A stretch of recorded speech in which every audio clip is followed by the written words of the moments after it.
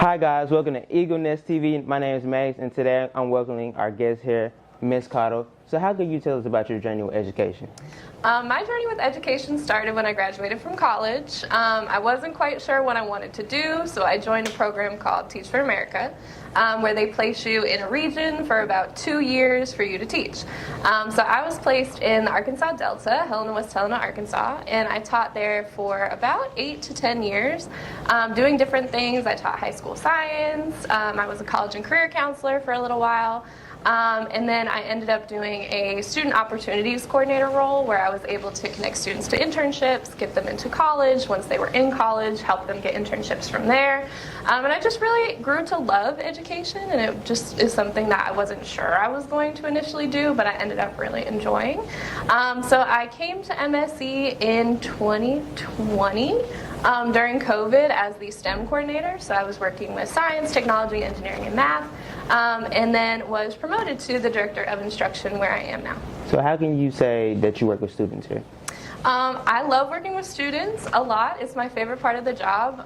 So I work with a team of 10 instructional coaches. So math, science, elementary, SPED, ESL, across all 4 of our campuses. And my favorite thing to do is to visit classrooms, talk to students, see what's working for them, what's not working for them, how their teachers are doing, if they like their teachers, any changes that need to be made. So really working with students is where my heart is, and it's the most fun part for me. Okay.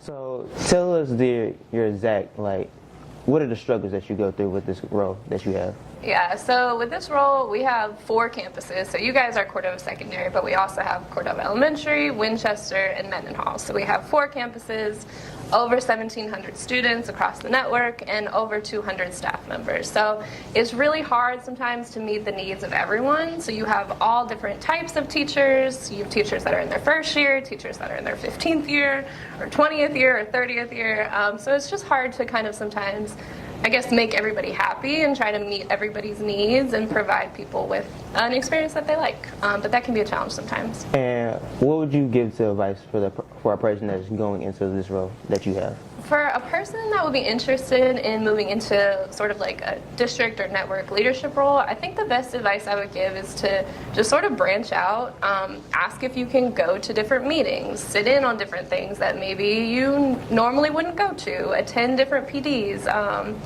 ask if you can sit into a board meeting, just kind of branch out and test the waters and see if you find anything interesting, but kind of go outside of your norm, go outside of your shell a little bit and try to explore some other things that you wouldn't normally do. And would you say young students can also get in this role that you have right now at a young age?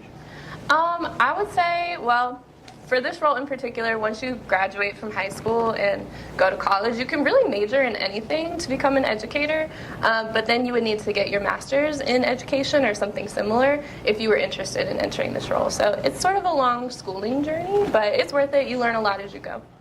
So, Ms. Carter, let's dive deeper into your role. So, what more do you exactly do in your role, if you can tell me that? Yeah, so my official title is Director of Instruction and Secondary Education, so I mostly work with grades 6 through 12.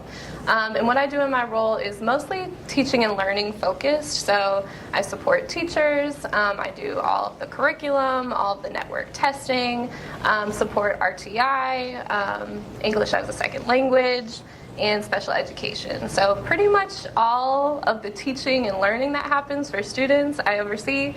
And then with teachers, I also help them with professional learning. So all the professional learning days that teachers have, the early release calendar. So when you guys go home on Wednesdays, teachers stay here and they have to do PD and things like that.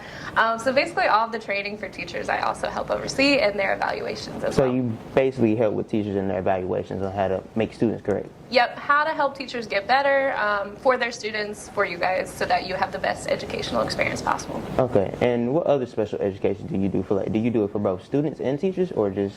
Yeah, so I sort of support the teachers and our special education and ESL coordinators, so I help them with anything that they need, and then the teachers and the coordinators, they sort of run the show on campus, and then if they need help, they sort of come to me. Okay. Yeah. So give us your greatest accomplishment, Ms. Cottle. Ooh, okay. My most recent greatest accomplishment, I ran the St. Jude Half Marathon on Saturday, 13 miles, and that was really hard, but it was a great accomplishment, so I'm really proud of that. Thank you, Eagle Nest TV. Thank you, Ms. Cottle here, and also my name is Maddox. Like, share, and also subscribe. Thank you.